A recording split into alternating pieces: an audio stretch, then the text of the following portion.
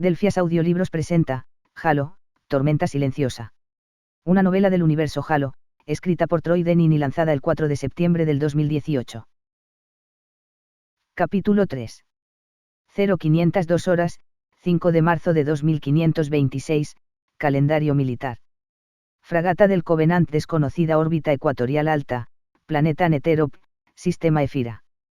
Con una rápida revisión de su HUD, John confirmó que la atmósfera en el hangar desbordado por la carnicería era respirable, lo que era algo bueno, ya que solo le quedaban 14 minutos de capacidad de recambio de aire. La computadora a bordo de la Mjolnir se anticipó a su siguiente petición apagando su respirador, y el aire cálido y acre comenzó a inundar su casco. Activó el altavoz externo de su traje, pasando a comunicaciones de voz. Aire exterior, todo el mundo. Sus propios respiradores se recargarían a medida que el aire nuevo pasara por el sistema de filtrado de la Mjolnir. Equipo dorado, ejecute la descarga del equipamiento. Incluye un par de esos pilotos de 4 mandíbulas. No sé si los senos ya han diseccionado alguno. Hablaba de los senocientíficos de la nueva División Beta 3 de la Sección 3, una unidad de la ONI de rápido crecimiento dedicada a analizar y replicar la tecnología del Covenant. La luz de estado de Joshua 029 parpadeó en verde en reconocimiento, luego él y el resto del equipo dorado comenzaron a recuperar diferentes tipos de armas y herramientas. Una vez llenadas las cabinas de las Banshee, cerrarían las cabinas y empujarían las naves espaciales fuera del hangar para que las recuperasen los merodeadores de apoyo. Eso inmovilizaría al equipo dorado durante un tiempo, pero John había insistido en ello como protección contra el fracaso de la misión. De esa manera, incluso si el escuadrón de asalto no pudiera capturar la nave, el UNSC obtendría algo que valdría la pena analizar. John llevó a los equipos azul y verde a una escotilla de iris de gran tamaño en la parte trasera del hangar. El mamparo a su alrededor estaba lleno de cráteres con golpes de los proyectiles de los M99 que habían pasado completamente a través de sus objetivos. Pero ninguno de los proyectiles había penetrado la gruesa armadura de la nave y en realidad atravesado el casco. John seguía buscando un panel de control o un cierre mecánico cuando las hojas de la escotilla se replegaron repentinamente, y revelaron un par de yacals que venían de la dirección opuesta, descendiendo por un pasadizo azul grisáceo que se enroscaba en la cola en forma de gancho de la embarcación. Estaban cacareando y graznando entre ellos sin prestar mucha atención a su destino. John entró por la escotilla y puso una bala en la cabeza del de la derecha. Fred lo imitó y eliminó al de la izquierda. Ambos yacals volaron hacia atrás y aterrizaron en la cubierta, y la escotilla se cerró detrás de los dos Spartans. Suponiendo que respondía a la proximidad, como había sucedido con las escotillas a bordo de la nave del Covenant que el equipo azul había abordado en CIZ-4, John envió a Fred para asegurar el pasadizo que tenía delante, y luego arrojó uno de los cadáveres hacia el hangar. La escotilla se abrió, y el resto de los equipos azul y verde se abrieron paso. Equipo verde, aseguren todos los compartimientos e intersecciones a medida que avanzamos, ordenó John. John se apresuró a seguir a Fred, que ya había desaparecido en la curva del pasillo y estaba casi más allá del alcance del rastreador de movimiento en el HUD de John. A medida que avanzaban, John se sorprendió por la simple sensación de caminar. A pesar de que el pasadizo se curvaba bruscamente hacia arriba mientras seguía la curva de la cola en forma de gancho de la nave nodriza, siempre se sentía como si el abajo estuviera debajo de sus pies. Claramente, el control de la gravedad artificial por parte de los alienígenas era mucho más refinado que el de la humanidad. Gran sorpresa. Después de 50 metros, llegaron a la cima de la cola en forma de gancho de la embarcación. En lugar de voltear a los peatones boca abajo, el pasillo pasaba por un giro de 90 grados, cambiando la cubierta a lo que parecía ser un mamparo. Luego pasó por otro giro, de modo que ahora tenía la misma orientación que la cubierta del hangar de abajo. El escuadrón de asalto aún estaba en la cola de la nave nodriza, pero a medida que avanzaban a toda prisa, empezaron a aparecer más escotillas de iris en los mamparos adyacentes. La primera escotilla se abrió automáticamente al acercarse, y Kurt entró. Disparó unos cuantos tiros, y luego volvió a entrar en el pasillo. Almacén de suministros. El equipo verde los siguió. Sus rifles con sonido reprimido tosían suavemente mientras despejaban los compartimientos. Después de 50 metros, las escotillas de iris fueron reemplazadas por escotillas altas y pivotantes que no respondían a la proximidad. Y había muchas de esas entradas, espaciadas cada pocos metros. Esto es peligroso, dijo Kelly. Miró hacia atrás por el pasillo hacia el equipo verde, que se estaba retrasando unos 30 metros mientras se detenían para despejar cada compartimiento. Con tanto espacio, alguien podría salir de un compartimiento sin despejar entre los dos equipos y causar estragos obligándolos a disparar unos contra otros. ¿Quieres que haga estallar los que no se abren? Tenía una bobina de 50 metros de cable de penetración en una de sus bolsas de carga, y solo le tomaría 3 segundos colocarlo y abrir cada escotilla. Pero John contó 20 escotillas, y eso significaba retrasar su avance un minuto completo. John se detuvo por un segundo, pensando en dónde estaban en la nave y cómo eso podría estar relacionado con el cambio en el estilo de la escotilla. Pero sobre todo se encontró tratando de decidir si era más peligroso correr el riesgo de separarse, o dar al enemigo un minuto extra para atraparlo en la cola de la embarcación. De cualquier manera, si algo saliera mal, haría que mataran a alguien. John. Fred instó. Llevamos 70 segundos en la misión. Sigue adelante, dijo John. Si todavía estaban en la cola de la embarcación, eso significaba que tenían que estar en la parte más estrecha. Nada va a salir de esas escotillas. El equipo azul siguió avanzando, pero Kelly preguntó. ¿Estás seguro de esto? Bastante seguro, dijo John. No lo estaba, no cuando arriesgaba la vida de sus Spartans, pero tenía que tomar una decisión. Estamos sobre los estantes de Banksy. Esas escotillas están selladas porque sirven para esclusas de aire. Kelly no contestó por un momento, y luego dijo, eres más listo de lo que pareces. Es un alivio, dijo Fred. Pero veamos nuestras 6 de todos modos. En ello, dijo Linda. Yo también soy más lista de lo que parece, John. Gracias, equipo. John no se sintió ofendido por las bromas. De hecho, se alegró de escuchar a su equipo bromeando y aliviando la tensión. Cuando volvamos, todos se ofrecerán a limpiar la bodega. La declaración fue recibida con resoplidos, y continuaron por el pasillo hacia una escotilla de iris de gran tamaño que John imaginó que se abría en el cuerpo principal de la nave. Hasta ahora, la misión había dependido de la velocidad y el sigilo, pero una vez que cruzaran ese umbral, el éxito, y la supervivencia, dependerían del choque y la potencia de fuego. A una docena de pasos de la escotilla, John hizo un alto para que Fred pudiera cargar su lanzacohetes y todos los demás pudieran abrir sus bolsos de granadas. Entonces los altavoces de su casco estallaron cuando alguien ingresó en la red de comunicaciones del escuadrón de merodeadores. Contactos. 2 a la deriva, que sin 3, sin energía.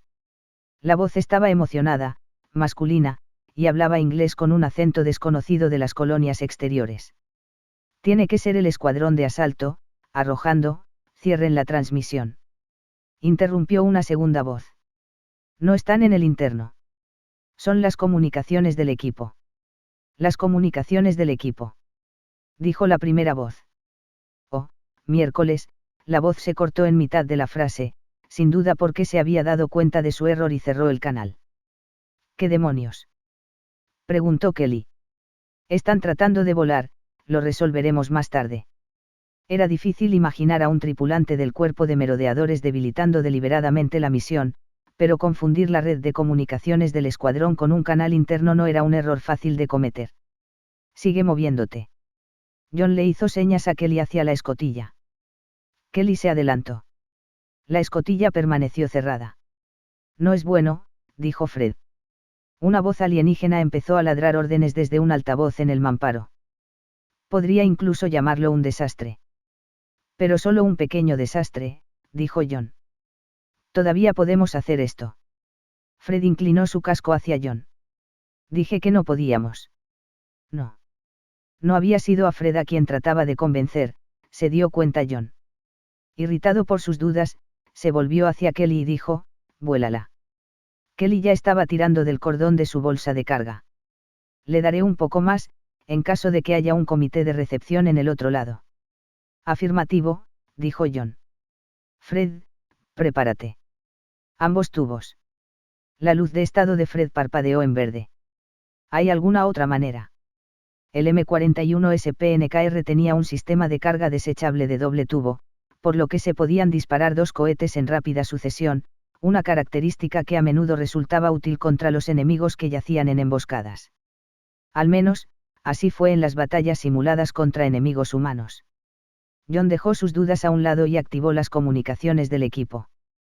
Se ha levantado el silencio, dijo. Los alienígenas saben que estamos aquí. No me digas, contestó Daisy 023. Daisy, la especialista en infiltraciones del equipo dorado, era probablemente la más intratable de los Spartans. Si salimos de esta, encontraré al idiota que nos delató y le arrancaré después de la misión, dijo John. ¿En serio? Preguntó Daisy. ¿Estás de acuerdo con eso? Todo lo que me importa es la misión, dijo John. Hagamos eso primero. John estaba reaccionando a este contratiempo conforme había sido entrenado, rápida y enérgicamente. Pero en el fondo de su mente, se preguntaba cuántos de sus amigos morirían a causa del error del operador del sensor, y no podía evitar preguntarse si debía abortar mientras pudiera. Kelly dijo, a un lado. Fred descendió sobre una rodilla a 5 metros de la escotilla, mientras que John retrocedió contra el lado del pasillo junto a Kelly y Linda. Después de una rápida mirada para confirmar que todos estaban en posición, Kelly detonó el cordón de penetración. La escotilla desapareció tras una cortina de humo y destellos, y un sonido sordo resonó a través del casco de John mientras la ola de presión lo golpeaba contra el mamparo. Una franja naranja llenó el pasaje cuando un cohete antipersona M-21 de guerra especial pasó al otro lado. Medio segundo después, un fuerte estruendo sacudió la cubierta bajo los pies de John. Una columna de humo negro se elevó de nuevo a través de la escotilla, los pernos de las armas de plasma enemigas ya salían volando de ella. Al menos podía dejar de preguntarse cuándo la misión iba a tomar un mal giro. John fue a agarrar una granada, y Fred se puso de pie y disparó su segundo cohete contra el humo con un ligero ángulo hacia abajo. La cubierta se estremeció con otra explosión, y el rocío de pernos de plasma disminuyó hasta convertirse en una corriente. John empujó con el pulgar el pasador de imprimación de su granada y la lanzó por debajo de la corriente de pernos. Un pequeño estallido siguió, y el fuego de plasma terminó. Pasó por la escotilla abierta y se encontró en el pasillo principal de la nave, un amplio pasillo lleno de humo bordeado de cuerpos quemados y destrozados. Todas las víctimas parecían ser especies que él ya había visto. La mayoría eran yacals, pero algunos eran iguales que los pilotos de la Banshee, saurios altos, de constitución poderosa, con cabezas compactas y cuijadas con 4 mandíbulas. Sin embargo, a diferencia de los pilotos, estos llevaban armadura gruesa y contorneada y cascos oblongos y elegantes con un protector de cuello largo y puntiagudo. Y 3 de los alienígenas eran las mismas criaturas vagamente del tamaño de un hombre que se habían encontrado en el hangar. Parecían insectos con alas de tamaño inferior, 4 extremidades y 5 segmentos corporales larguiruchos. La mayoría de los alienígenas estaban desarmados, sin armas más grandes que un arma de mano, así que John adivinó que habían sido una fuerza improvisada de oficiales y tripulación de apoyo. Algunos todavía se retorcían, y otros yacían con una pistola de plasma en la mano o cerca, así que puso 2 balas en las cabezas de todos ellos. Lo último que necesitaba era un puñado de supervivientes heridos atacando por la retaguardia. John miró a su HUD. El resto del equipo azul estaba en posición inmediatamente detrás de él, y el equipo verde estaba a medio camino de la cola. Comenzó a subir por el pasillo en una carrera corta. El objetivo del equipo azul era capturar el puente, que los analistas de Seno Ingeniería a bordo de la Noche Estrellada habían asegurado que estaría en lo alto de la proa de la nave nodriza. John sospechaba que los analistas estaban haciendo una suposición bien fundamentada, pero eso estaba bien, él habría pensando lo mismo. El equipo verde atravesó la escotilla abierta detrás de ellos, e inmediatamente se dividió por los pasillos que se cruzaban, buscando una ruta por debajo. Su tarea era asegurar la cubierta de ingeniería, y la ubicación de las toberas de empuje casi garantizaba que estaría en el vientre de la embarcación. El equipo dorado proporcionaría apoyo táctico, entrando desde el hangar para eliminar los focos de resistencia y lanzar ataques traseros a las unidades enemigas que intentaran emboscar al equipo azul o al equipo verde. Dados los anteriores enfrentamientos con el Covenant, parecía improbable que hubiera prisioneros, pero si algún alienígena decidiese rendirse, el equipo dorado también se encargaría de asegurarlos. El equipo azul encontró poca resistencia a medida que avanzaba, eliminando tal vez a 50 alienígenas que intentaban huir por intersecciones o refugiarse en compartimientos cercanos. En el momento en que habían viajado 300 metros, la nave parecía desierta, una señal segura de que el enemigo estaba organizado y conocía su ubicación. El pasadizo principal terminaba 50 metros adelante, en una escotilla de doble ancho, ovalada horizontalmente, con una costura a lo largo del centro. Mientras se acercaban, John vio que la cubierta a ambos lados brillaba por el desgaste, probablemente de los pies moviéndose de un lado a otro mientras un par de centinelas entraban repetidamente y dejaban de prestar atención. John le hizo una señal a Kelly para que volara la escotilla, y luego envió a Fred y Linda de vuelta por el pasillo para que tomaran posiciones de cobertura. Era más probable que el Covenant atacara a medida que los Spartans avanzaban hacia la escotilla, pero también sería una buena táctica golpearlos por detrás antes de que la hicieran estallar. Cuando Kelly colocó el cordón de penetración, John activó las comunicaciones del equipo. Equipo azul preparándose para asaltar un posible puente cercano. Los alienígenas probablemente captarían la transmisión, pero sus posibilidades de romper los protocolos de doble encriptación del canal de comunicación del equipo eran nulas. Informe de situación del equipo verde. En la tercera cubierta y aún en la parte inferior, informó Kurt. Enfrentando una resistencia moderada pero constante de los Jackals y de esos tipos que parecen cucarachas voladoras. Designen a los tipos que parecen cucarachas voladoras como zánganos, drones, dijo John. ¿Cuánto falta para que tomen la cubierta de ingeniería? Ni idea, contestó Kurt. Aún no la hemos encontrado. Sigan buscando, dijo John. Y manténme informado. Afirmativo. Equipo dorado. Antes de que Joshua pudiera responder, la escotilla se dividió a través de su línea central y se replegó para revelar un gran pozo gris. Un trío de esferas blancas y ardientes salieron volando en ángulo, y John se dio cuenta de que el enemigo había elegido una táctica de contraataque tan loca que no se lo había imaginado, un ataque frontal. Granadas, vamos, vamos, vamos. Empujando a Kelly por delante de él, se lanzó por la escotilla, y se encontró en un pozo de paredes metálicas de unos 4 metros de diámetro. Empezaron a caer, no a caer, sino a ser arrastrados suavemente hacia abajo por una fuerza invisible que tenía que ser una especie de tecnología gravitacional. Inesperado, pero no necesariamente un desastre. La escotilla se cerró tras ellos dos, y un trío de ahogados estruendos sonaron en el pasillo. Chispas empezaron a destellar a lo largo de las paredes del tubo de gravedad. Un proyectil se desvió de la armadura del hombro de John y revisó su rastreador de movimiento. 5 hostiles estaban sostenidos en la pared a 20 metros detrás de él, es decir, por encima de él, ya que estaba descendiendo por el tubo de gravedad de cara. Rodó sobre su espalda, y luego sintió más impactos a medida que 2 proyectiles más excavaban en su pechera de titanio. Aún así, no era un desastre, pero cada vez estaba más cerca. Una línea de alienígenas saurios colgaba sobre la escotilla cerrada, cada uno aferrándose a una escalerilla de servicio incorporada con una mano y disparando una especie de carabina del Covenant con la otra. Tarde o temprano, uno de ellos estaba destinado a golpear un punto blando en su armadura, igual que el de Sam. John levantó su MA5K y vació el cargador, lanzando una línea de fuego directamente hacia su posición.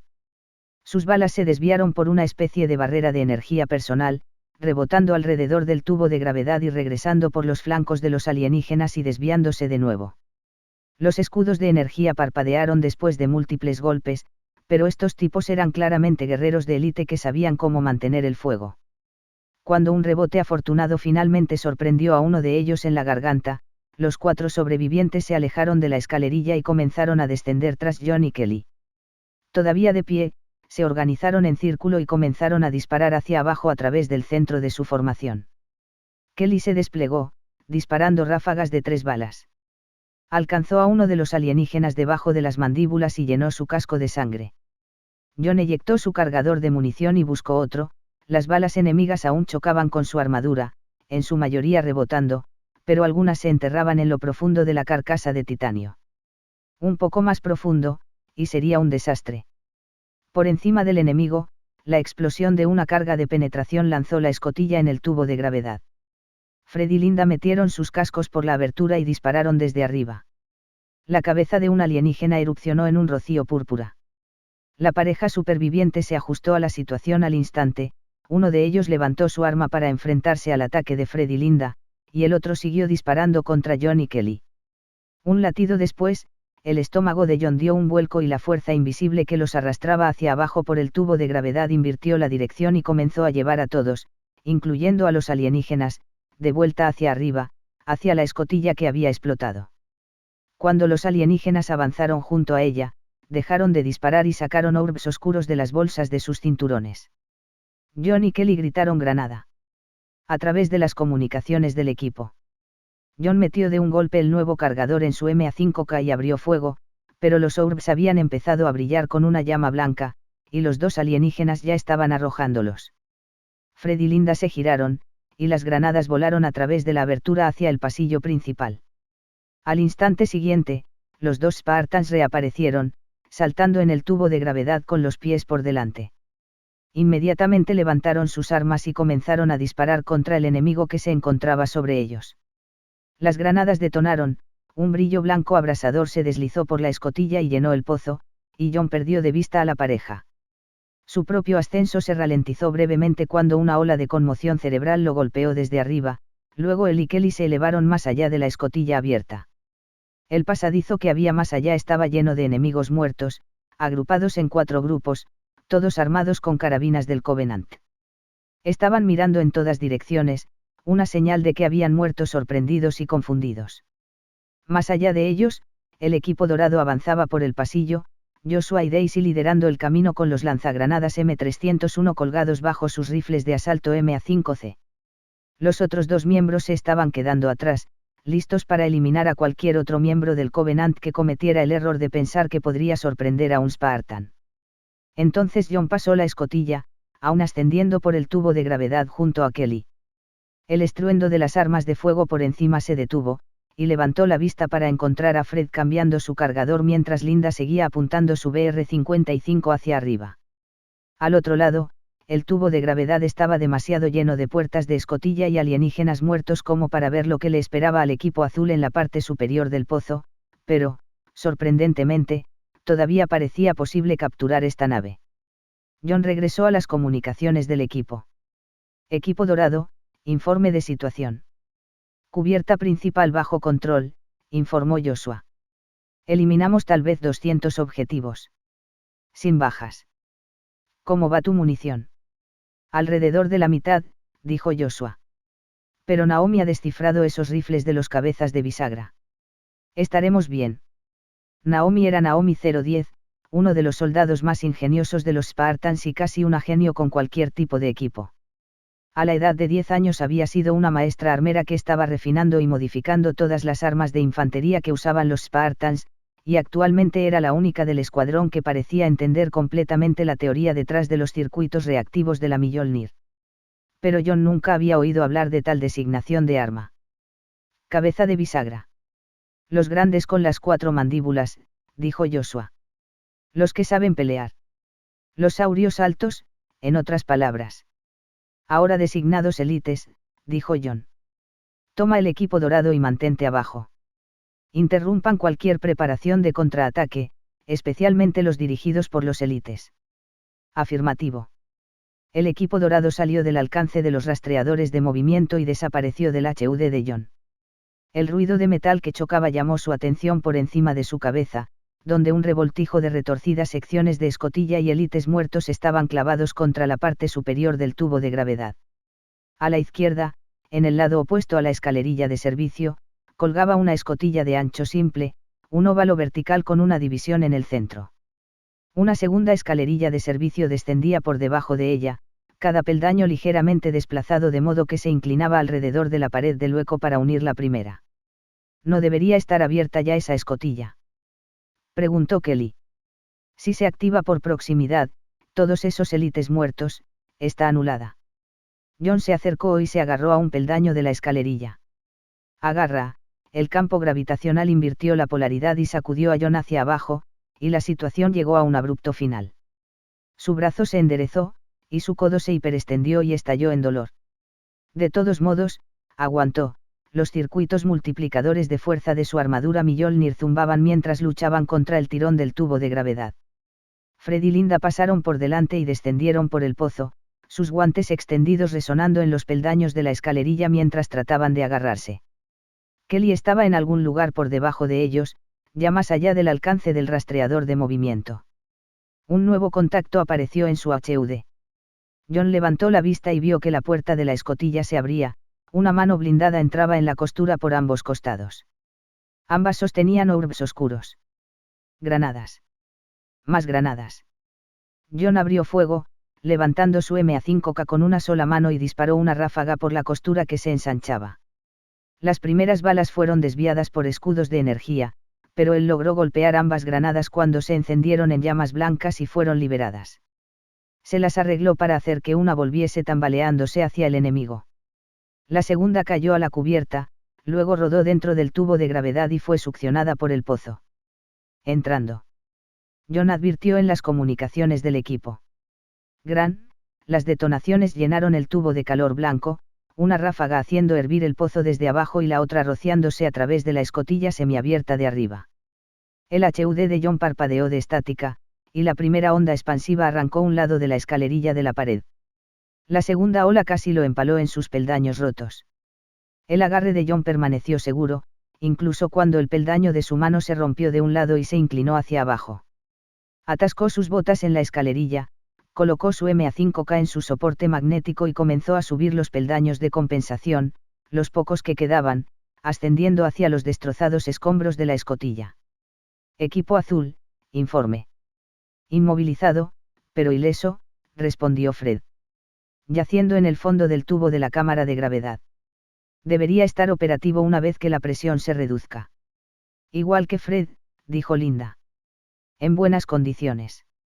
Debajo de los dos. La voz de Kelly era delgada y angustiada. También inmovilizada, pero tengo dolor en el torso y sangre en la axila.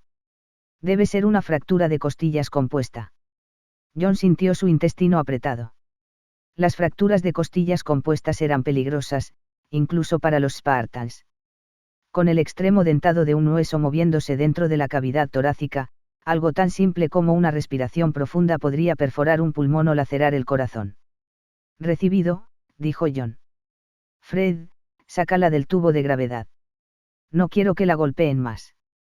Puedo cuidarme sola, dijo Kelly. No necesito una niñera. Y no necesito una discusión. Vale. Afirmativo.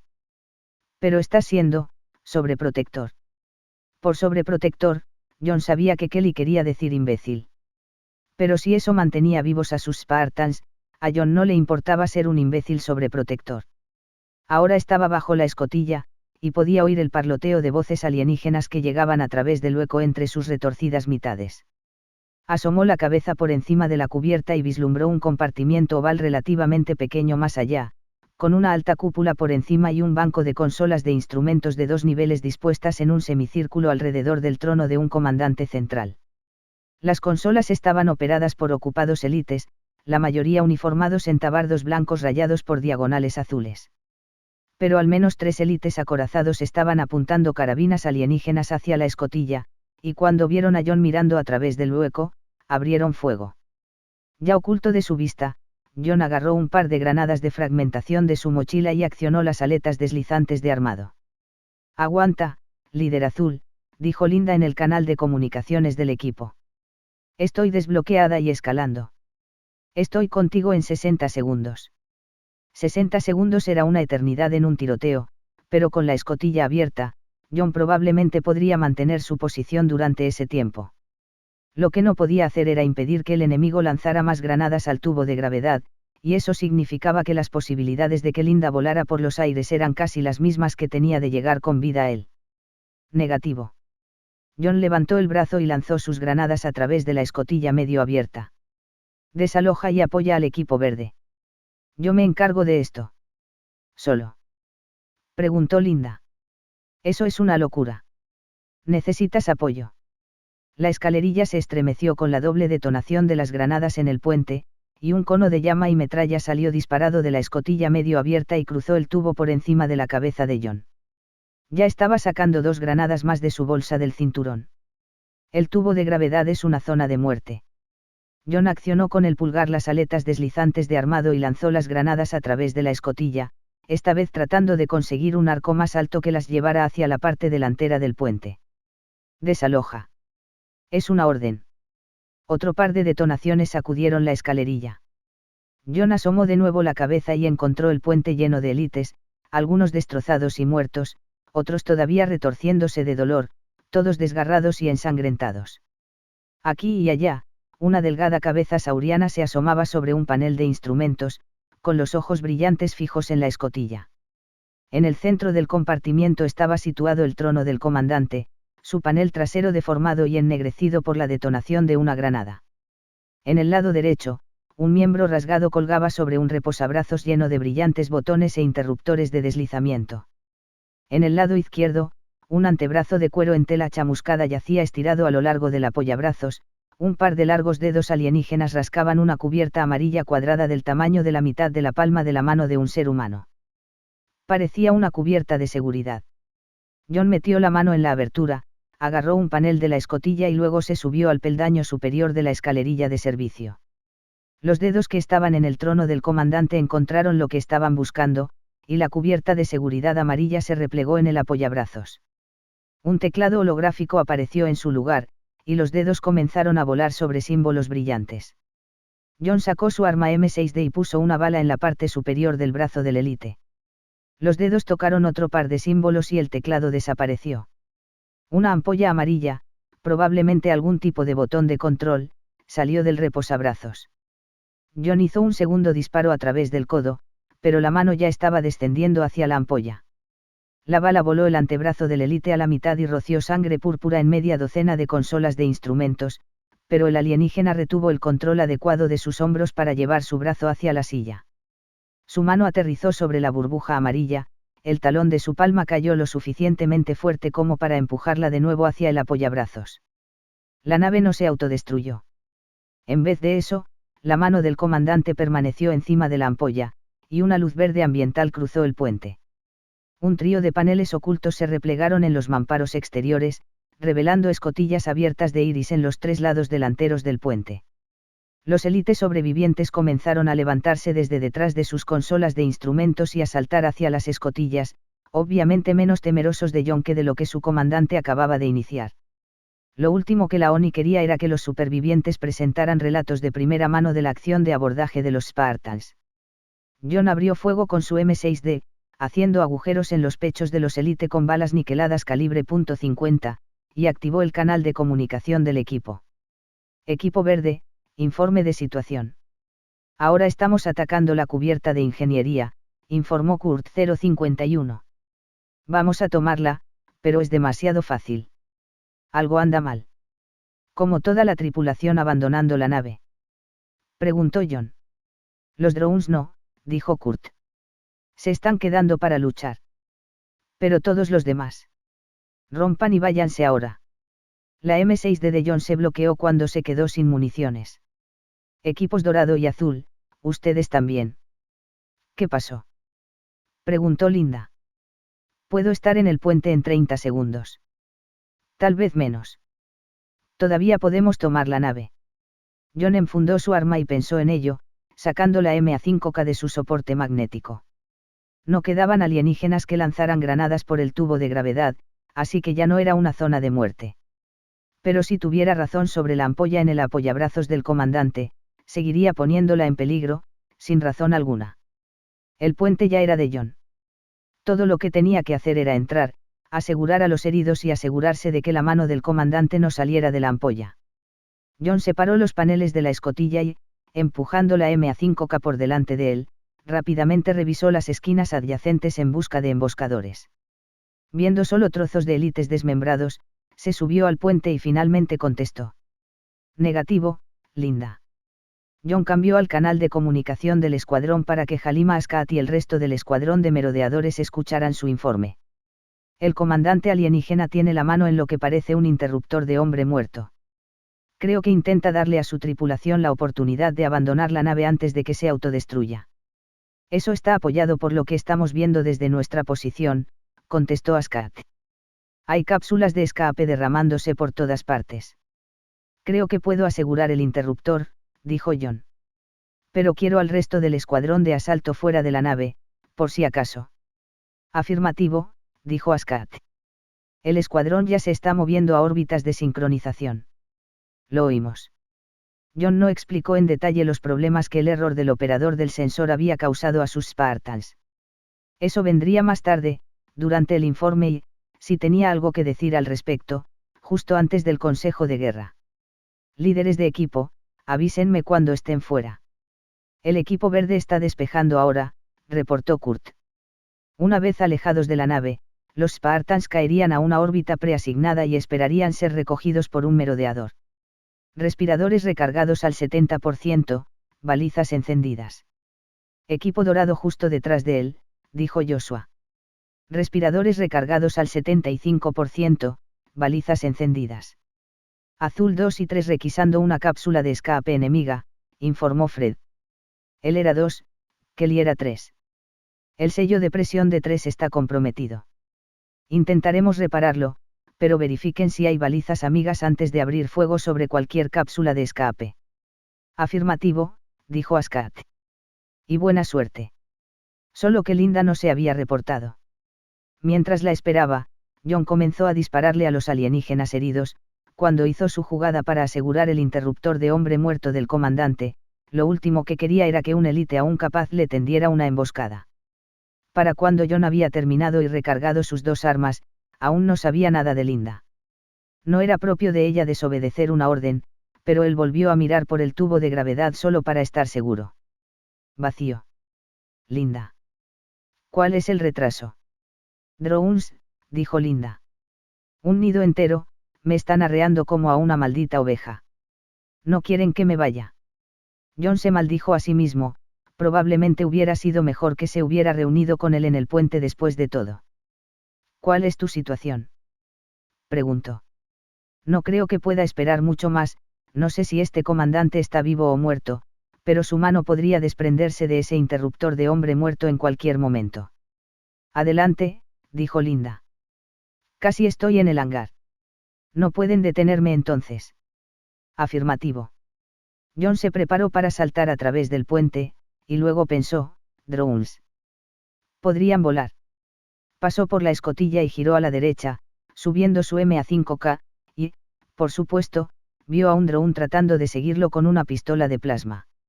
Lo derribó con un rápido golpe, y luego vio a otro en su rastreador de movimiento, cayendo detrás de él. Se tiró al suelo, rodó hacia el trono del comandante, y se giró disparando.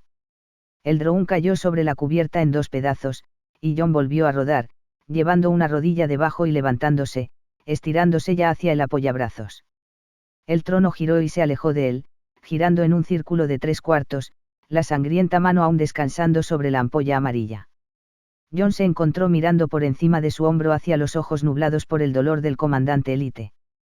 La cabeza del alienígena estaba ladeada como si no pudiera entender lo que estaba viendo, o no pudiera creerlo. Sus mandíbulas se abrieron en una estrella de 4 puntas que podría haber sido desprecio, o risa, entonces retorció sus hombros y arrastró su mano hasta soltar el apoyabrazos. John no esperó a ver la aparición de la ampolla amarilla. Se zambulló en busca de la escotilla más cercana y sintió que la nave retumbaba mientras rebotaba en el borde y aterrizaba dentro de una cápsula de escape esférica forrada de sofás de emergencia y arneses de seguridad. Se giró sobre sus rodillas y se dirigió hacia la entrada, sus manos palmeando todo lo que podría ser un panel de control, con la esperanza de que Linda no estuviera en el hangar. La escotilla se cerró, y en el instante siguiente, empezó a rebotar por el interior, su armadura Mjolnir entrando en una cerradura de gel mientras la nave del Covenant volaba a la deriva en una nube de llamas y metal, y su cápsula de escape se alejaba de la superficie de la misma. Capítulo 4. 0840 horas, 7 de marzo de 2526, calendario militar. Crucero Everest de la clase Valiant del UNESC. Zona de transición del espacio profundo, sistema Dinici. El ascensor hizo su primera parada, y las puertas se abrieron para revelar un pasillo de doble ancho con una cubierta impecable y un techo recién pintado. Los mamparos estaban revestidos con hologramas de tamaño natural de grandes comandantes navales, que se remontaban a Temístocles y Lisandro. Al otro lado del ascensor había un par de centinelas vestidos de azul y armados con rifles de asalto Ma-5B. El sargento de Estado Mayor Avery Johnson se subió a la parte trasera de la cabina, dejando espacio para los nuevos pasajeros, y asumió la postura adecuada en caso de que fueran oficiales. Lo que parecía probable, ya que la Armada no colocaba guardias armados para asegurar el acceso a las cubiertas de la tripulación. Aún más revelador era el aire dulce que comenzaba a fluir desde el pasillo. Ningún jefe de ventilación quería que un oficial del puente le gritara sobre conductos con moho y depuradores mohosos. Pero nadie abordó. Los centinelas miraron hacia Avery, pero no reconocieron su presencia. Las puertas permanecieron abiertas, dándole tiempo para estudiar el holograma directamente enfrente del ascensor. Situado entre los dos centinelas, representaba a un guerrero coreano de barba puntiaguda en un casco cónico y una cota de malla hasta las rodillas. No reconoció la imagen del coreano de memoria, pero la información de abajo decía que el almirante Yi Sun-sin derrotó a una flota japonesa de 133 barcos con solo 13 barcos en el estrecho de Myeongnyang en 1597. Avery esperaba que el UNESC tuviera algunos almirantes como Yi Sun-sin. Las probabilidades que afrontaba la humanidad en este momento eran mucho peores que 10-1. Después de un momento, se dio cuenta de que el ascensor no se había detenido para admitir nuevos pasajeros. Miró al panel de control y vio que había llegado al nivel 19, el destino seleccionado para él cuando fue introducido en la cabina. No se había dado cuenta en ese momento, pero solo se podía acceder a los niveles 13 a 20 mediante un escáner biométrico de pulgares. Los niveles del 1 al 12 se podían alcanzar con un simple teclado táctil. Había otro escáner de pulgar para el nivel de la cubierta del hangar, y luego las teclas táctiles comenzaron de nuevo, aumentando en número desde la primera cubierta hasta la cubierta 30. Avery había estado a bordo de embarcaciones lo suficientemente grandes como para saber que se trataba de una disposición estándar. La cubierta del hangar siempre se consideraba cubierta 0. Todo lo que había sobre el hangar era un nivel, que pasaba de 1 a tan alto como fuera necesario. Todo lo que había debajo de la cubierta del hangar era bajo cubierta, comenzando en la primera cubierta y descendiendo a través de la segunda cubierta, la tercera cubierta, etc. Lo que no sabía era por qué había sido enviado a un nivel de mando de lo que parecía ser una de las embarcaciones más grandes de la Armada del UNESC. Solo 3 minutos antes, Avery había salido a tropezones de un transbordador de transferencia y había descendido por la rampa de embarque hasta una cubierta de hangar del tamaño de una pequeña ciudad. Todavía aturdido y tembloroso después de un salto de esquí espacial de 3 semanas, se había alejado de su apuesto y habitual yo, su bigote negro había pasado de ser muy ceñido a despeinado y puntiagudo, mientras que su piel marrón había estado seca y con comezón, y esperándolo en la base de la rampa había estado una fornida teniente con una insignia de jefe de hangar sobre su bolsillo. Sargento de Estado Mayor, se parece a algo que acabo de raspar del tacón de mi bota. Era alta y de hombros anchos, con labios negros brillantes y cabello rubio recogido en un bollo. ¿Ha estado bebiendo? Ojalá, señora. Avery se cuadró en atención. Es solo confusión criogénica. Me sacaron de un tubo de sueño hace unos 5 minutos. La teniente arrugó su nariz. Eso explica el olor. Ella sacudió un dedo y se dio la vuelta. Por aquí, Marine. Avery la había seguido a través de 300 metros de cubierta hasta un banco de ascensores. Ella había metido la mano dentro de una cabina abierta y había puesto el pulgar en el panel de control, y luego lo había metido dentro. Bienvenido a bordo, Sargento Johnson. Avery aún tenía la cabeza tan nublada que no había pensado en preguntar a dónde iba, ni siquiera en qué nave estaba a bordo. Sus órdenes originales lo habían llamado a unirse al 11º Batallón de Fuerza de Reconocimiento Marine ODST en New Atlantis, y luego a embarcar para combatir a los alienígenas en las colonias exteriores. Pero en lugar de despertarse en órbita sobre la conocida bola de hielo verde del planeta, había salido del criosueño para encontrarse a bordo de la goleta de transporte Suntory del UNESC, en medio de una importante flota de batalla tan lejos en el espacio profundo que ni siquiera podía decir qué estrella era la local. Su primera suposición fue que el 11º de reconocimiento había dejado New Atlantis antes de tiempo, y su transporte había sido desviado para unirse a ellos en tránsito. Ahora estaba empezando a preguntarse. Cuando un sargento de Estado Mayor de los Marines abordaba una nave para unirse a una unidad de combate, por lo general no era recibido a nivel de mando. Finalmente, la centinela de la izquierda preguntó, ¿pasa algo, Sargento Johnson? Posiblemente. Avery estaba un poco sorprendido de que lo llamara por su nombre, ya que no había visto su mirada posarse en la etiqueta de su nombre que estaba en el pecho de sus utilitarios de combate. ¿Dónde estoy? La cubierta insignia. Una atractiva suboficial de segunda clase, tenía la piel pálida, los ojos color avellana y su pelo corto y rojo apenas se veía debajo de su gorra de balde blanca y azul. ¿Cree que nos ponemos estos vestidos azules solo para usted? Nunca se me pasó por la cabeza. Estaba empezando a sonar como si Avery estuviera en el lugar correcto después de todo. Salió del ascensor y preguntó, ¿la cubierta insignia de qué embarcación? La centinela entrecerró los ojos y miró la etiqueta con el nombre de Avery, aparentemente confirmando que él era quien ella creía que era, y luego dijo, está a bordo del crucero superpesado Everest del UNESC, nave insignia del vicealmirante Preston J. Cole, comandante del grupo de batalla X-Ray. Maldita sea.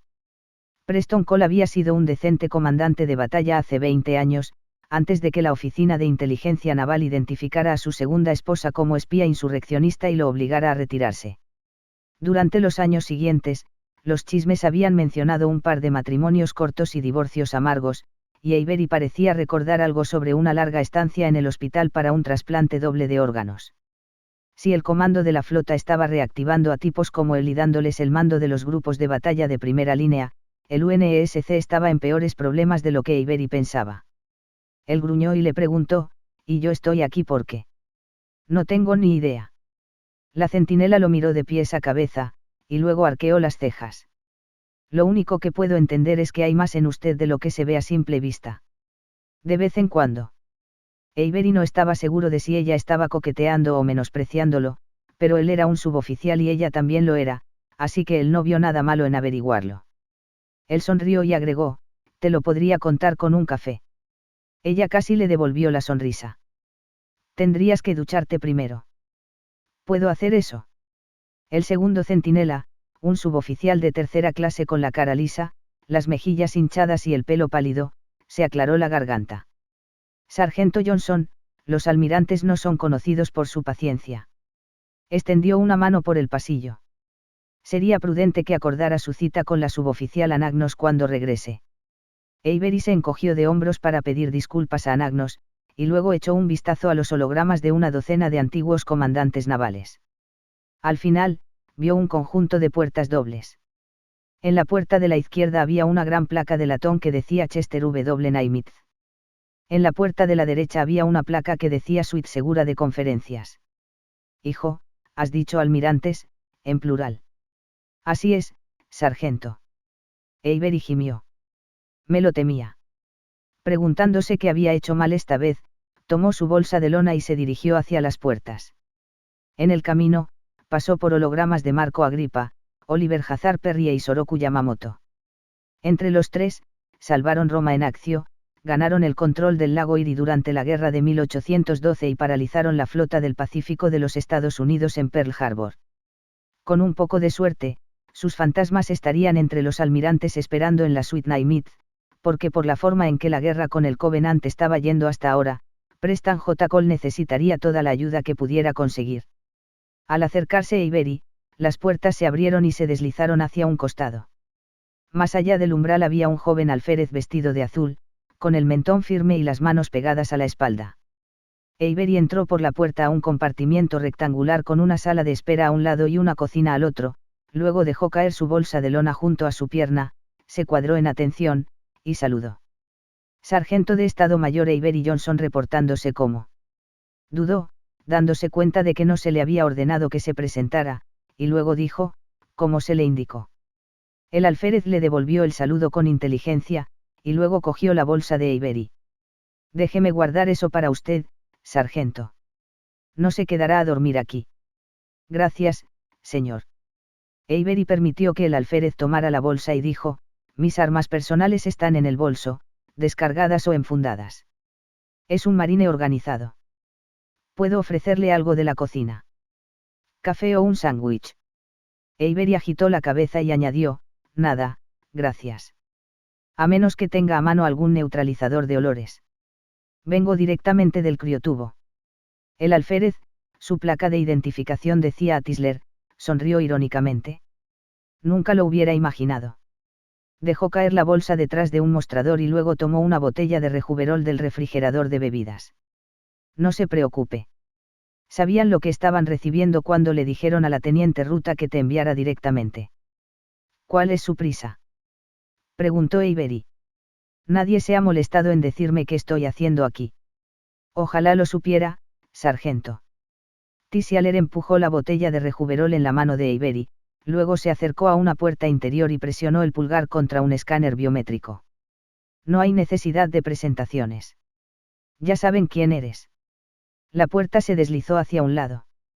Avery se adentró, luego se cuadró en atención y levantó la mano en un saludo. Se encontró en un gran compartimiento con un mapa estelar holográfico en un extremo y una mesa de conferencias en el otro. Al otro lado de la mesa estaban sentados dos oficiales canosos con las 3 estrellas de los vicealmirantes en la punta del cuello. Uno era un hombre de cara demacrada en sus 50 y tantos años, vestido con un uniforme de servicio blanco sin chaqueta y con el nombre PJ Cole encima del bolsillo de su pecho. El otro era un hombre de mejillas huecas en utilitarios camuflados de color azul sin parche de unidad, etiqueta con el nombre o placas de servicio, una sugerencia no tan sutil de que era de la ONI y, por lo tanto, que no se podía joder con él. Frente a ellos estaba sentada una mujer delgada con una bata de laboratorio blanca. Ella estaba de espaldas a Avery, así que todo lo que él podía decir de ella era que tenía el pelo castaño hasta el cuello y que no la intimidaban en absoluto los vicealmirantes. Ella estaba moviendo un dedo en la dirección de ellos, moviendo su brazo hacia arriba y hacia abajo y sermoneando a los dos como si fueran colegiales. No puede derrotar a un enemigo que no entiende, almirante, dijo. Debemos intentarlo de nuevo. ¿Con qué propósito? Exigió el almirante de la ONI. Usted misma dijo que podría pasar un año antes de que el grupo de materiales entienda la tecnología alienígena. Las guerras rara vez terminan en un año. Esta podría ser una excepción, doctora Halsey. Mientras Cole hablaba, le lanzó a Avery un saludo de regreso, y luego lo dirigió hacia la silla vacía en la cabecera de la mesa de conferencias. El UNESC tiene 2 opciones en este momento, una podrida y la otra pésima. O nos enfrentamos al enemigo ahora mismo y empezamos a perder flotas en batallas que no tenemos oportunidad de ganar, o nos reunimos en puntos fuertes y dejamos que el enemigo se quede con todo lo demás. La vitrificación era un término relativamente nuevo para Avery, pero que ya se había vuelto demasiado familiar. Se refería a los resultados de un bombardeo alienígena de plasma, que golpeaba la superficie de un planeta con tanto calor que el sílice de la Tierra común se fundía en vidrio. Parecía ser el método favorito del Covenant para reducir los mundos humanos a terrenos baldíos inhabitables. Pensaría que la respuesta es obvia, dijo Halsey. Nos reunimos en los puntos fuertes. Le tomará al Covenant por lo menos 2 años localizar todos nuestros mundos indefensos, y para entonces el grupo de materiales habrá hecho ingeniería inversa. Catherine, el comando de la flota no puede hacer eso, dijo el almirante de la ONI. Se refería al comando de la flota, que supervisaba el despliegue y las operaciones de combate de toda la Armada Espacial del UNESC. Estaríamos dejando cientos de mundos indefensos. Estaríamos condenando a miles de millones de colonos a la muerte por incineración de plasma. Y si te comprometes prematuramente, perderás cada flota que envíes, y dejarás cientos de mundos indefensos de todos modos. La mujer se detuvo y vio cómo Avery se acomodaba en la silla que Cole había indicado, y luego volvió a mirar al almirante de la ONI. Creo que tiene que hacer que el comando de la flota lo entienda, almirante Stanford. No hay nada que puedas hacer para salvar a esa gente, no hasta que yo pueda darte las herramientas que necesitas para luchar. En su silla en la cabecera de la mesa, Avery se sentó con la baqueta derecha y se preguntó qué demonios estaba haciendo allí. Nunca había oído hablar del grupo de materiales, ni de la doctora Catherine Halsey, ni del vicealmirante Stanford de la ONI, lo que, en la tradición de los servicios clandestinos en todas partes, probablemente significaba que no quería hacerlo.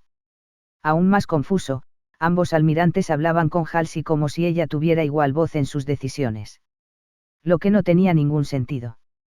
Ahora que Avery estaba sentado junto a ella, podía ver que Halsey ni siquiera era militar. Debajo de la bata de laboratorio llevaba un traje que se ajustaba a la forma y que tenía más en común con un traje limpio de laboratorio que con un uniforme, y en sus penetrantes ojos azules había una terquedad que le habría hecho perder la disciplina la primera semana del campamento de entrenamiento. Después de un momento, Cole se inclinó hacia adelante y apoyó sus antebrazos en la mesa. Entendido, doctora Halsey, dijo. Pero si el comando de la flota decidiera seguir tu plan, Avery resopló ante el disparate, estaba tan sorprendido que simplemente le salió, y luego tragó con fuerza mientras 3 cabezas giraban en su dirección. Discúlpenme. Abrió el rejuverol que le había dado el alférez Tisialer. Algo se fue por la tubería equivocada. Stanford sonrió con satisfacción.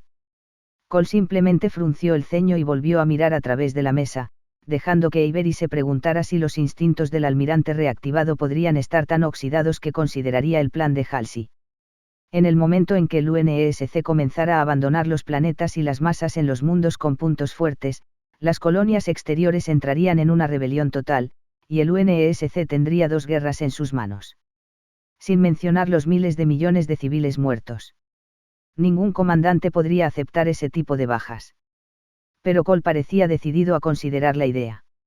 Si pudiéramos persuadir al comando de la flota para que siga tu plan, doctora Halsey, ¿cómo podemos estar seguros de que los alienígenas irán tras objetivos indefensos primero? ¿Por qué no destruir nuestros puntos fuertes, y luego localizar y eliminar los mundos indefensos a su antojo? Esa no es una estrategia de invasión eficiente, dijo Halsey. La forma más eficaz de avanzar es la penetración de impacto, eludir los puntos fuertes para asegurar victorias fáciles y apoderarse del territorio enemigo, y luego traer unidades más pesadas para reducir los puntos fuertes de una manera más mesurada. Esa ha sido una estrategia de infiltración óptima desde que Oscar von Hutier la usó en la Operación Michael en 1918. ¿Pero los alienígenas han estudiado la Operación Michael?, preguntó Cole. Más importante, podrían conocer una forma mejor. Stanford asintió. La tecnología dicta la estrategia, dijo. Y como no entendemos su tecnología, no podemos anticipar su estrategia. Veo eso. Halsey se quedó callada por un minuto, y luego dijo, y es una razón más para intentar capturar otra nave.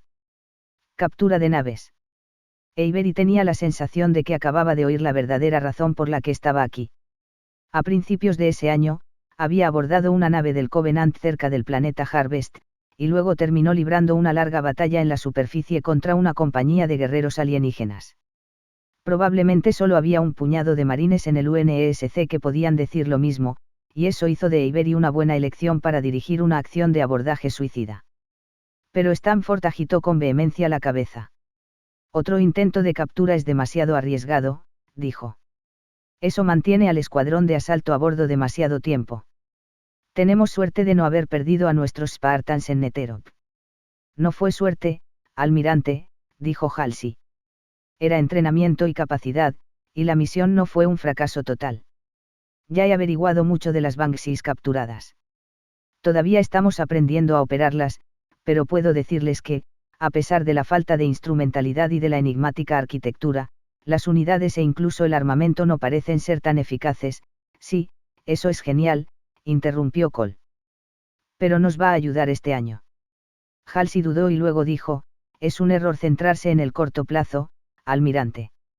El corto plazo es todo lo que tenemos.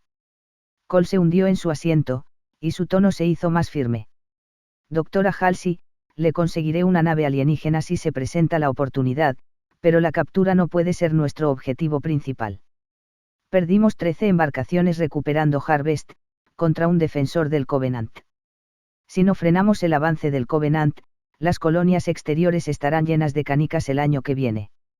Me temo que estoy de acuerdo, Catherine, dijo Stanford. Es la única manera de ganar el tiempo que tu grupo necesita para darnos una oportunidad de pelear. Halsey suspiró, y luego asintió de mala gana.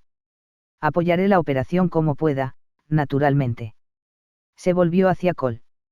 Estoy deseando escuchar tu plan. Yo también. La mirada de Cole se deslizó hacia Avery. Tan pronto como desarrollemos uno. El estómago de Avery se apretó.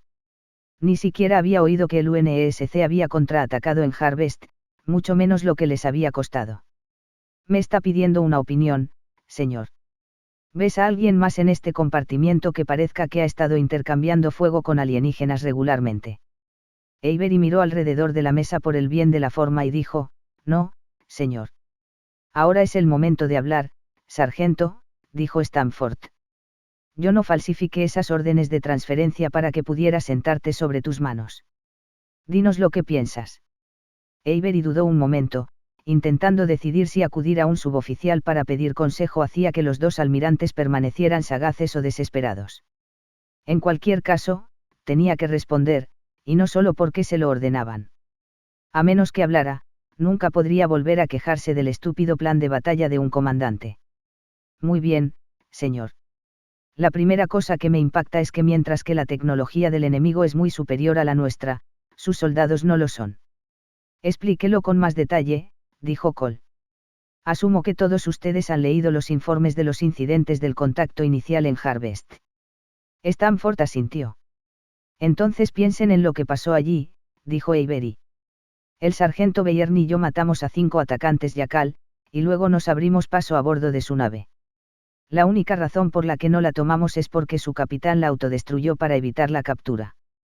Más tarde, luchamos contra una compañía de Brutes y Grants en el jardín botánico de Harvest con un pelotón de milicianos medio entrenados. Y en las siguientes semanas, logramos evacuar el planeta bajo sus narices. Así que, el Covenant puede tener mejor equipamiento, pero por lo que he visto, son soldados inferiores. Interesante, dijo Stanford. ¿Y sus impresiones de las diferentes especies? Los Brutes son feroces, dijo Avery, pero no tan listos como creen que son. Lo siento. ¿Brutes? Preguntó Cole. Los que parecen grandes simios, dijo Avery. Parece que les gusta el combate cuerpo a cuerpo, donde su fuerza es una ventaja. Los Yacal son astutos, pero no muy valientes. Los bichos. ¿Bichos? Preguntó Stanford. Creo que se refiere a lo que John llama los drones. Halsey se volvió hacia Avery. Esos insectoides voladores. Suena bien, dijo Avery. Como sea que los llamemos, son implacables, pero fáciles de desviar. Y los Grants, bueno, los Grants son mayormente peligrosos porque se interponen en tu camino. ¿Qué hay de los saurios altos? Preguntó Cole. Esos son los que me preocupan. No creo que el sargento Johnson luchara contra ninguno de ellos en Harvest, dijo Stanford. Se volvió hacia Avery. Son un tipo de clase líder, más grandes y fuertes que los Yacals. Podrían ser comparables a nuestros soldados de choque de descenso orbital, inteligentes, duros y disciplinados. En otras palabras, los que matamos primero, dijo Avery. Stanford sonrió, y luego miró a Cole. Él me agrada. Está seguro de sí mismo, contestó Cole. Eso es bueno. Avery estaba allí para algo más que un informe, se dio cuenta. Estaba siendo evaluado para una tarea que podría no querer. Con todo respeto, dijo. Si hay algo que debería saber. Y observador también, interrumpió Halsey. Podrías hacerlo peor. ¿Peor que qué? Preguntó Avery. ¿De qué estamos hablando aquí exactamente? Relájate, dijo Stanford. Todavía no nos conocemos del todo bien. Pero quieren un veterano en el equipo que haya luchado contra el Covenant, dijo Halsey. Y no hay muchos de ustedes disponibles. El Covenant es muy minucioso en ese sentido. ¿Qué equipo? Preguntó Avery. Tranquilo, sargento. Esta vez, las palabras de Stanford fueron una orden. Hasta ahora, es solo un equipo de planificación. Avery se relajó, un poco. Pero no conozco las tácticas navales, señor, dijo. Soy un marine de la infantería. Usted también fue voluntario del proyecto Orión, dijo Halsey. Lo que lo convierte en un complemento ideal para esta misión. Proyecto Orión. Avery repitió.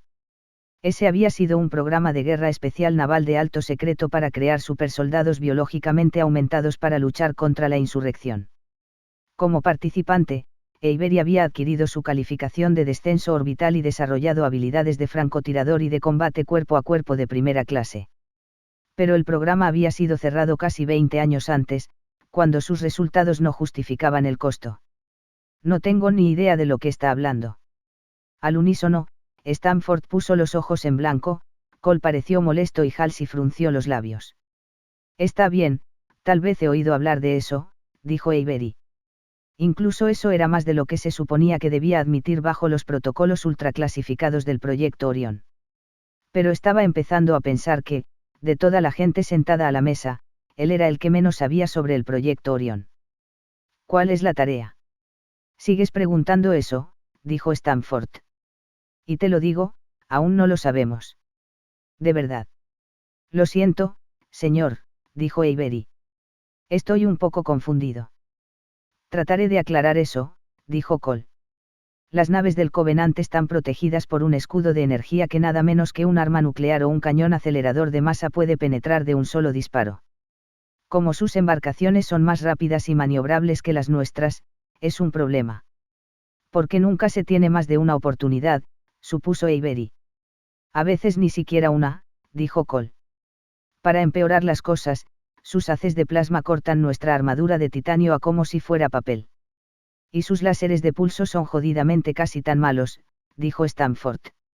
Así que estamos tratando de encontrar una forma de pelear que no involucre combates de flota a flota. Dados sus antecedentes en operaciones especiales, sargento, dijo Halsey, y su creatividad para improvisar durante la evacuación de Harvest, pensé que usted podría ser una ventaja. Avery asintió. Definitivamente, puedo aportar una paliza asimétrica a su juego, dijo. Minas, señuelos, sabotaje logístico, envenenamiento de provisiones, señales falsas, solo dime un par de merodeadores y 50 buenos ODST. Todas buenas ideas, dijo Cole. Y ya estamos implementando la mayoría de ellas. Queremos agregarte a algo que sea un poco más contundente, dijo Stanford. Algo con el potencial de hacer que el enemigo se retraiga. A Avery no le gustaba cuando los oficiales decían potencial. Eso significaba que estaban apostando a lo grande. Y cuando los oficiales jugaban a lo grande, los soldados morían. Muy bien, los escucho. Como te has dado cuenta, los alienígenas no son tan buenos como su tecnología, dijo Stanford. Tenemos una unidad especial que ha aprovechado eso para abordar un par de embarcaciones enemigas. El intento de captura del que hablaban cuando llegué, dijo Avery. El intento fallido de captura. Aún así, la embarcación fue destruida, dijo Stanford. Como lo fue una nave del tamaño de una fragata la primera vez que el equipo intentó esto. Es nuestra táctica en particular más efectiva, por todo lo que hemos visto, añadió Cole. Nos gustaría probarla en algo más grande. ¿Cómo de grande? Tan grande como podamos encontrar, dijo Stanford. No te preocupes. Cole mostró una sonrisa. Tendrás armas nucleares. A Avery no le divirtió. Hasta ahora, Cole le pareció un almirante que probablemente había sido un buen comandante en su día, pero apenas alguien lo suficientemente especial como para dejar la jubilación. Las armas nucleares son divertidas, dijo Avery. Pero aún no me he ofrecido voluntario para nada. Lo harás, dijo Stanford. Siempre lo haces. Después de 20 años, dijo Avery, tal vez es hora de que aprenda mi lección. Señor.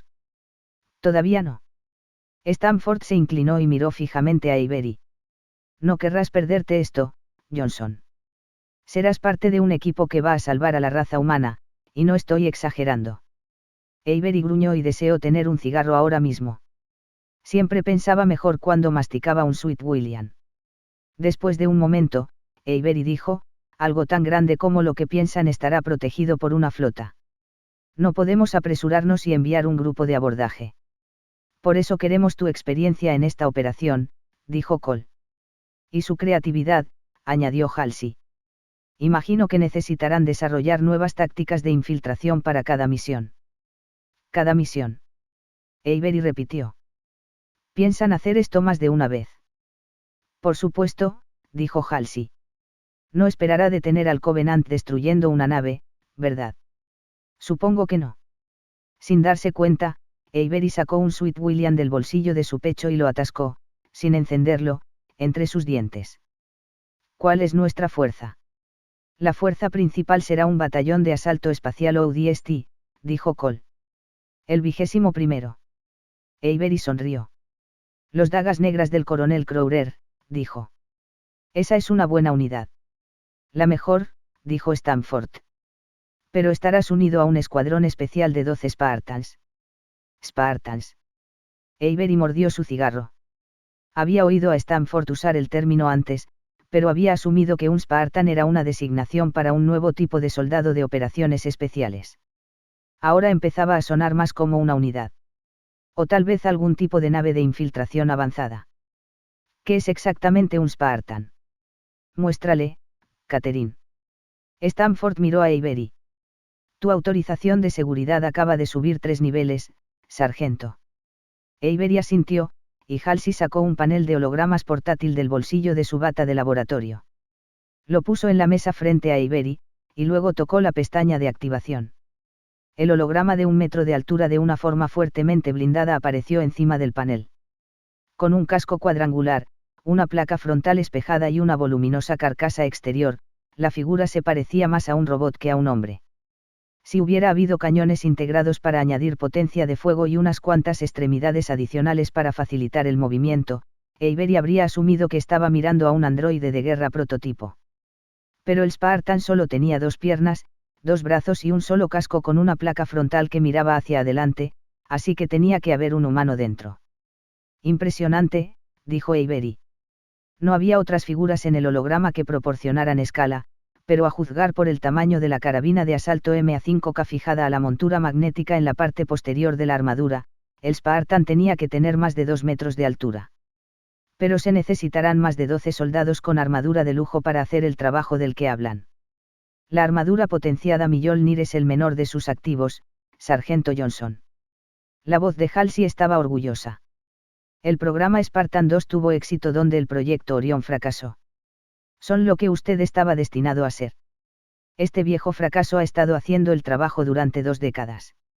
A Avery no le gustaba que lo llamaran un fracaso, pero al menos empezaba a entender por qué los almirantes trataban a Halsey con tanta deferencia. Pero adelante, infórmeme de todos modos. No hay necesidad de ofenderse, sargento Johnson. El proyecto Orión te falló. Halsey dejó el holograma del Spartan en el centro de la mesa. Cada Spartan fue seleccionado a una edad temprana por su inteligencia, destreza física, agresividad y resistencia emocional. Nacieron, casi literalmente, para ser soldados. Después del reclutamiento, se entrenaron durante 8 años para convertirse en los guerreros más sobresalientes que la humanidad haya visto jamás. ¿Por qué solo oigo hablar de ellos ahora? Idealmente, no habrían estado completamente desplegados hasta dentro de 2 años, dijo Halsey. Pero cuando apareció el Covenant, tuvimos que acelerar el programa. Así que iban a entrenarlos durante 1 década. Preguntó Avery. Hablando de exageración. No para lo que queríamos, dijo Halsey. El tiempo extra me habría dado la oportunidad de afinar sus aumentos biológicos y desarrollar algunas mejoras personalizadas. Pero no importa. Mis Spartans son aún más fuertes, más rápidos, más resistentes y más capaces que cualquier soldado que haya visto. No lo dudo, dijo Avery, recordando el largo ciclo de inyecciones de mejora bioquímica que había soportado durante el proyecto Orión. Había sido una experiencia agonizante llena de rabia confusa inducida por hormonas, y, dado el tamaño aparente del Spartan en el holograma, solo podía maravillarse de la angustia que el hombre debía haber soportado durante su propio proceso de aumentación. Pero si estos Spartans suyos son tan grandes, ¿para qué me necesitan? En primer lugar, usted tiene cierta comprensión de por lo que han pasado, dijo Halsey. Segundo, usted tiene algo que ellos no tienen, 20 años de experiencia en combate. Exactamente, dijo Stanford. Estos chicos son soldados de primera, pero aún así tienen 15 años. 15. Dijo Avery. No los convierte eso en niños, no son niños, interrumpió Stanford. Quítate esa idea de la cabeza, sargento. He sido claro. Avery se lo tragó. Sí, señor. Había hecho suficiente trabajo para la ONI como para entender que el almirante le estaba diciendo que no hiciera preguntas que la Oficina de Inteligencia Naval no quería contestar. Solo quería preguntarle sobre su, nivel de entrenamiento. Insuperable, dijo Halsey.